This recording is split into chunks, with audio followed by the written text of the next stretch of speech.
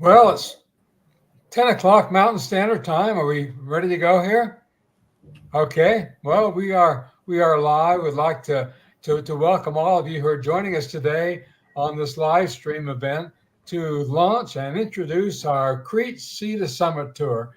And joining us here in the studio, we have Andrea, and she is kind of managing the technology, and she'll be forwarding questions. So if any of you who are participating in the live stream today have questions, please type them in the chat box, and they'll appear on the screen, and we'll try to answer those as we go.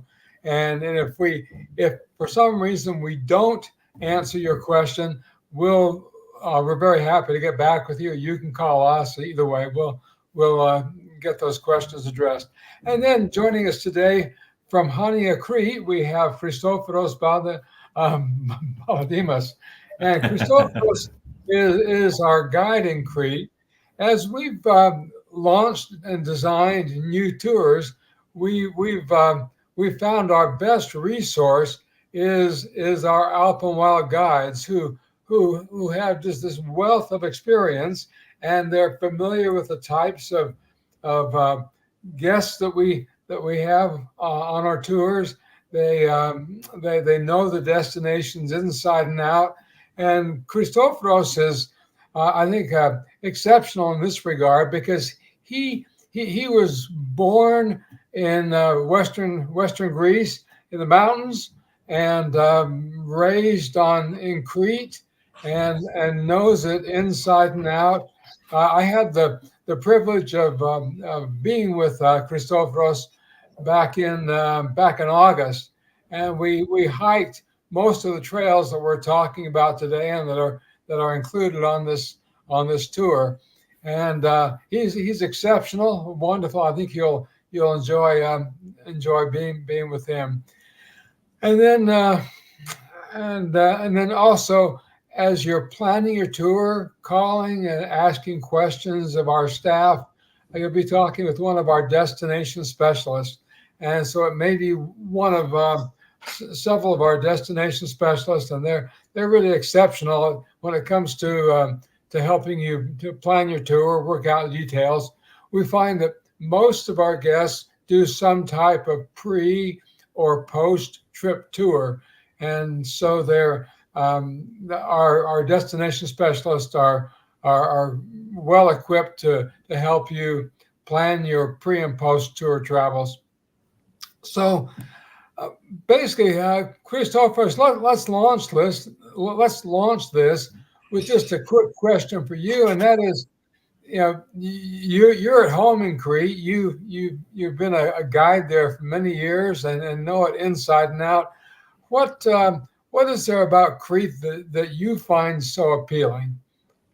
Why did you leave a high-paid tech job to become a guide in Crete? Well, Greg, for sure, yeah, when someone hears the word Greek island, automatically thinks about nice beach holidays in the water. But actually, Crete is the largest Greek island, and in my humble opinion, it's a mountain in the sea. There are big mountain ranges along the island, and what makes it appealing is that the combination of high mountains, beautiful coastline, especially in the south where we will be walking, along with a combination of culture, unique nature, very specific endemic ecosystems, history, and of course the cuisine, the Mediterranean diet, as most of us know it.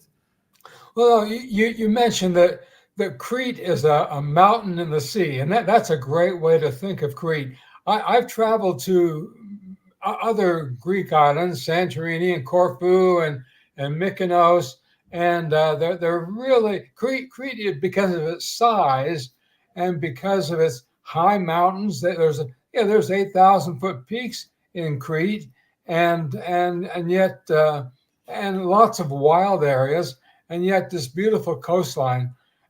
This is a picture I think I may have even taken this picture, but it's my favorite day because we start on this high plateau, and it's cool and crisp and beautiful, and just a refreshing air, and you're walking across this plateau, and then also all of a sudden you just drop down to the coast, and you drop over 2,000 feet down to the coast, and so you have this beautiful coastline to walk along. So that's just kind of one of the things they had to look forward to, and but also there are other features about Crete that make it, I think, special. And you mentioned the history. Really, Crete is the birthplace of European civilization. The first advanced civilization in Europe were the Minoans in Crete, and then following them you have classical Greek civilization. You have occupation by the Ottomans and the Venetians, and they each left their mark. And so Crete's history, its 4,000-year history is all very close to the surface, and that makes it exciting, enjoyable. And I think that this kind of encapsulates or epitomizes the what you had to look forward to.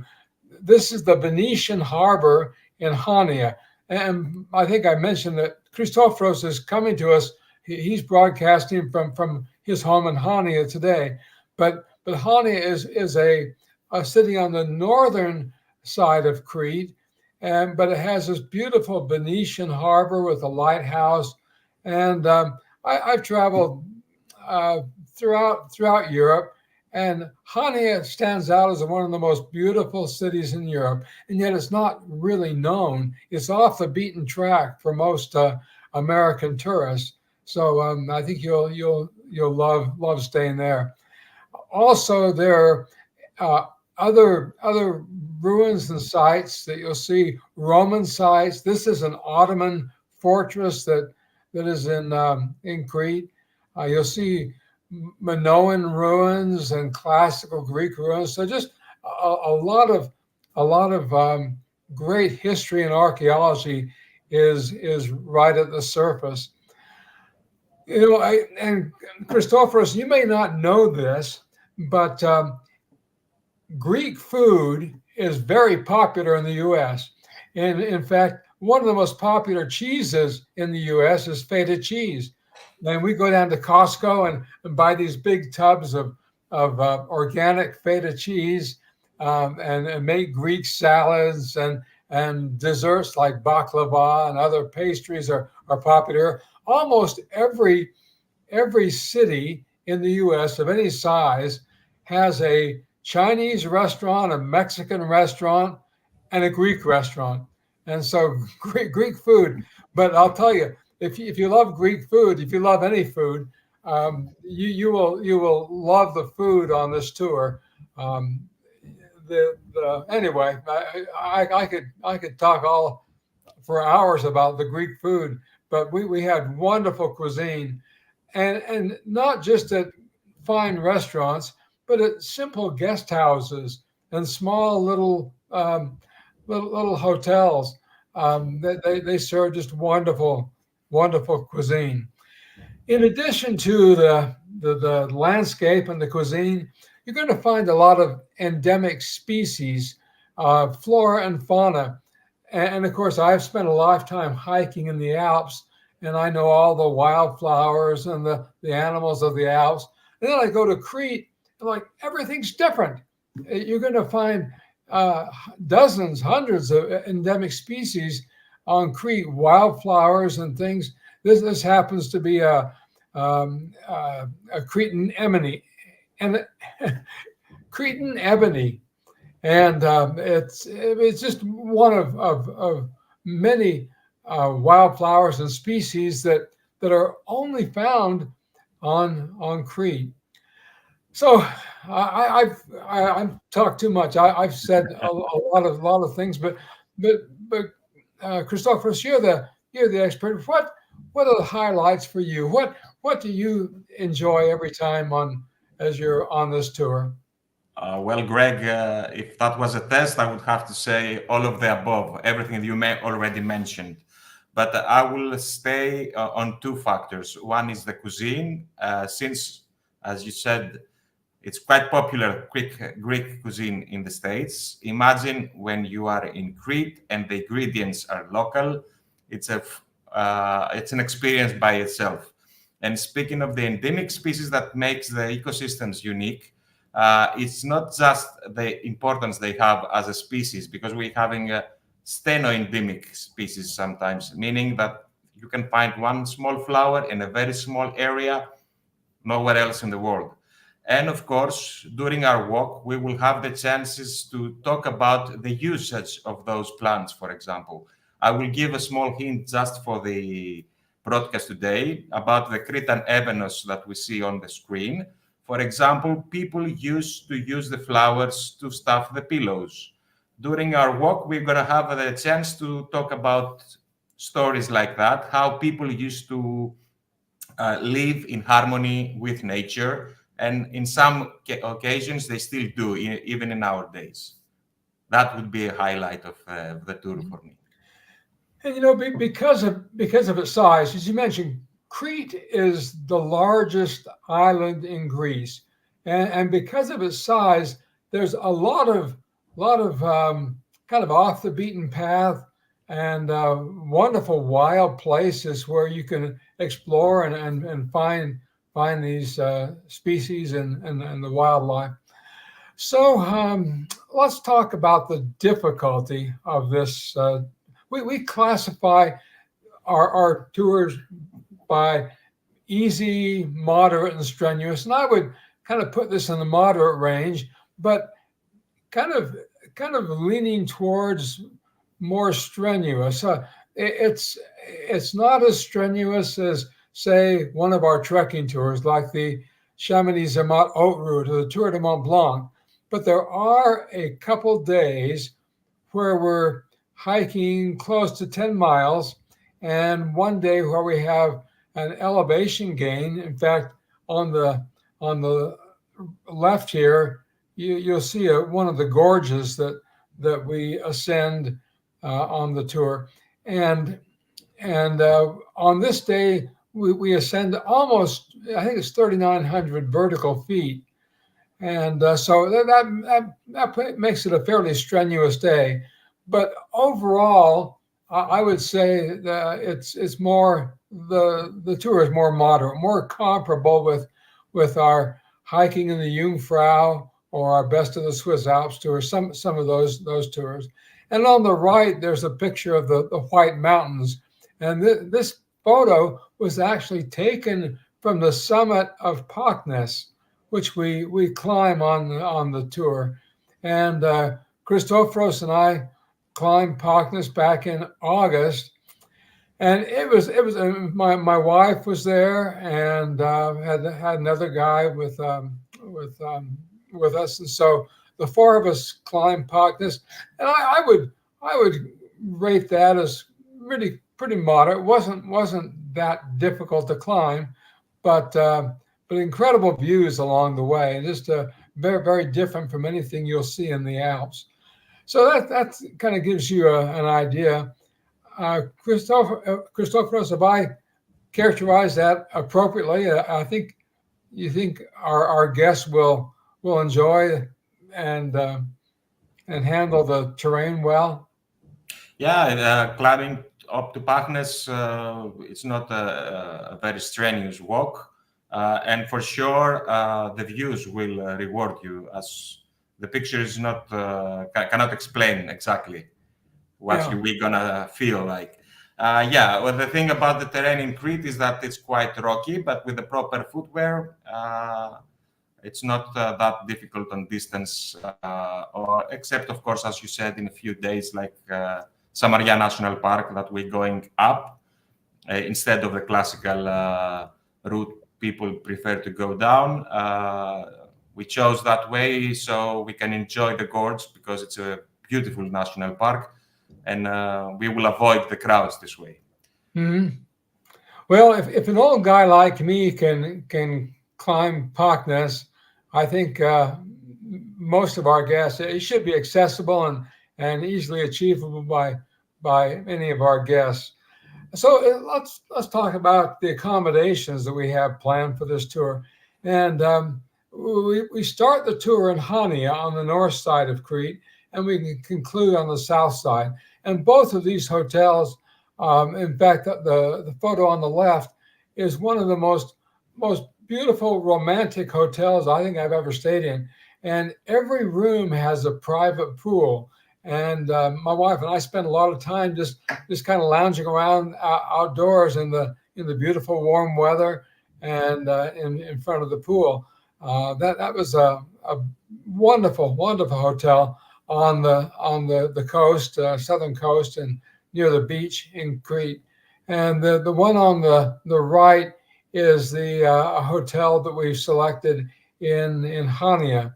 And the hotel that we have in Hania is right in the heart of the old city. So you just walk out your door and you're on the little cobblestone alleys and pathways that wander through the ancient city, the old city of Hania, which, as I mentioned, is a wonderful place to spend the first 2 days and to kind of acclimatize and see the sights there locally.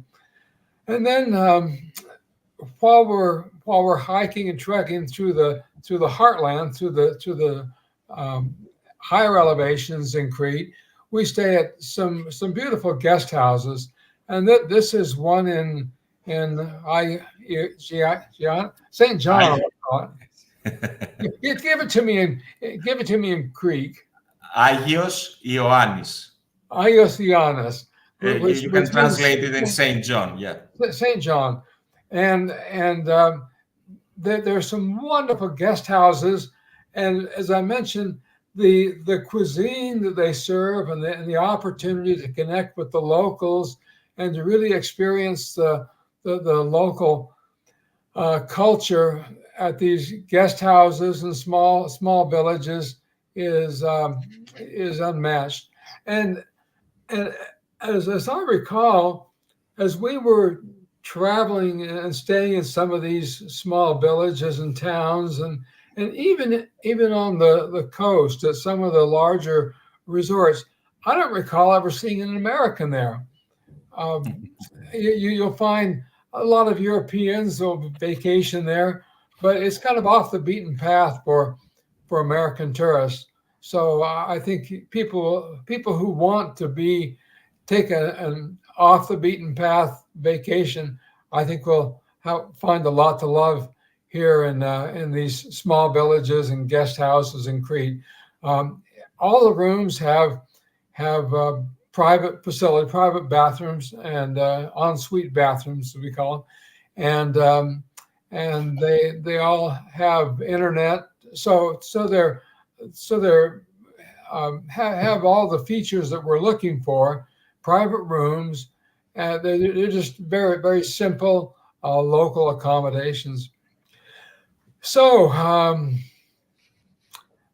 I think I mentioned these hotels as being able to connect with locals and Christoforos, any other comments that you have about the hotels that we have selected? The hotels we selected, especially in the hinterland, usually are small family-owned businesses. Probably our viewers must understand that hospitality is a big tradition in Greece, and especially in the Cretan culture. So because we like to interact with the locals, our guests and us, that's why we choose facilities like that. It's like we demand kind of for our accommodators to be hospitable towards our guests. For sure, I will have to say again about the food we're gonna get in those places, because many facilities have their own products using for cooking directly from nature to our table. I don't know if you remember the breakfast we had in Agios Ioannis that day. I think you mentioned that you made Yes. that comment on that day. Yeah, So as I recall, we had the most wonderful breakfast I've ever had, staying right here at this little guest house. So you really get, well, let me just describe it as authentic. You're going to have a much more authentic, traditional experience at these guest houses than you would if you were staying in a large corporate hotel. I think our guests will thoroughly enjoy that. As we kind of wrap up talking about Crete and the tour, let's talk about weather. And we were there in August, and at the higher elevations, it was very, very comfortable. It was warm down on the coast, but this tour is planned for late September. And I think September is an ideal time to be there. Christoforos, what's your experience with September weather in Crete? September is a perfect trekking month in Yeah. Crete. Not too much heat, not too much cold. Of course, we all understand that weather is something we cannot control, but usually September is the perfect month for hiking in Crete, especially the route we're doing. And we, of course, we do tours throughout the Alps and throughout Europe. And there are some places where we basically tell people, plan on rain or plan on having snow. And if you're going to be hiking in England in September, October, you're going to probably get some cold weather and rain, and or in the Alps. But Crete is going to be predictably beautiful, wonderful weather. So we have that to look forward to. And again, this is a picture of the inner harbor and the old city there in Hania. As I mentioned before, most of our guests do some sort of pre or post trip tour, and that might involve traveling and visiting some of the other Greek islands, or staying a few extra nights prior to the tour in Hania, or after the tour, or on the coast, picking one of the beautiful beach resorts on the southern coast of Crete and enjoying a few extra days there. So if you'd like to stay longer, we can certainly help you with that and help you plan your accommodations and your stay. Now, we have a special offer for the guests on our live stream today. And for those of you joining us on the live stream today, and for the next 72 hours, we are offering $150 off per person. And there's a special code word, and it's here on the screen. So if you can remember the code word Crete, CRETE, that's all you need to do when you're booking your trip online, or talking with one of our destination specialists in the office. Just in the box where it says the offer code, just type in Crete, and it will automatically take $150 per person off your tour price. Crete is a less expensive destination than Switzerland, that's for sure. And so this tour I think it's exceptionally priced. I think you'll find it's a great value, have a great experience, and it's available in 2024, just in September, and the tour date is September 17th through 26th, and then we'll probably offer 2 or 3 departures in 2025, but we haven't scheduled those yet. But we do have the 2024 dates scheduled, and look forward to you joining us. Oh, Christoforos, any concluding comments or anything you want to add? First of all, I'm looking forward to meet everyone in Crete in September. I hope you will join us, but we'll see. Crete has a lot to offer. Many people say that Crete is kind of a continent by itself. And because it's a big island, you need a lot of time to explore the whole thing. So join us in that small adventure we planned for you this September, and hopefully more adventures to come. Oh, great. And Christoforos, thank you for joining us. And we certainly value and appreciate your expertise and all that you add to this tour. I think they'll have a wonderful time hiking and traveling with you, as my wife and I did. And I don't see any questions here in the question box, but you certainly, those of you that are participating, joining us on the live stream today, certainly have questions. And feel free to call in with those and talk with one of our destination specialists. And we look forward to helping you, and look forward to seeing you in Crete in September. With that, we'll sign off and look forward to next time, and see you in the Alps or in Crete or Croatia or any one of our other exciting destinations for hiking and trekking. Bye-bye. Take care. Bye-bye. Kalimera in Greek. Good morning.